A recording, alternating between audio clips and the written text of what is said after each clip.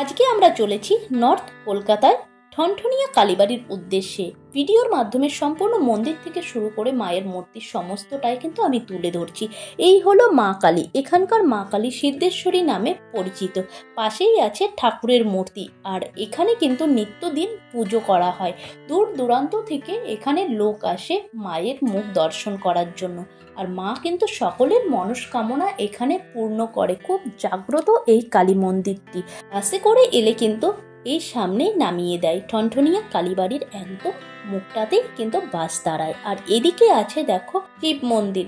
শিব মন্দিরটা আমি দেখাচ্ছি। দেখো এখানে শিবলিঙ্গ আছে। এখানে নিত্যদিন কিন্তু পুজো হয়। মায়ের মন্দিরের পাশেই কিন্তু শিবলিঙ্গ এখানে রাখা আছে। আর মন্দিরটি কত পুরনো আমি অবশ্যই তোমাদের দেখো ঘুরিয়ে দেখাবো, দেখে নাও, দেখেই বুঝতে পারবে। আর ফুল ডালা এগুলো কিন্তু মন্দিরের পাশেই পেয়ে যাবে, তোমাদের কোনো অসুবিধাই হবে না। আর নর্থ কলকাতার বাড়ি মানেই কিন্তু লাল রঙের বাড়ি, দেখেই বুঝতে পারছো।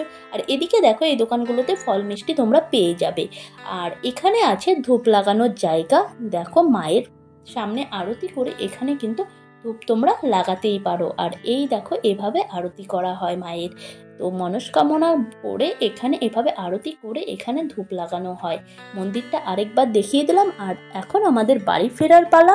আর এই হলো মন্দিরের সামনে, দেখতেই পাচ্ছ এখানেই বাস দাঁড়ায়। আর আমার চ্যানেলটি কিন্তু সাবস্ক্রাইব করে নিতে ভুলো না নতুন নতুন ভিডিও দেখার জন্য। অলরেডি দেখো অনেক ভিডিও কিন্তু আমি আপলোড করে দিয়েছি, তো তোমরা গিয়ে চেক করে নাও। আর দেখা হচ্ছে নেক্সট ভিডিওতে।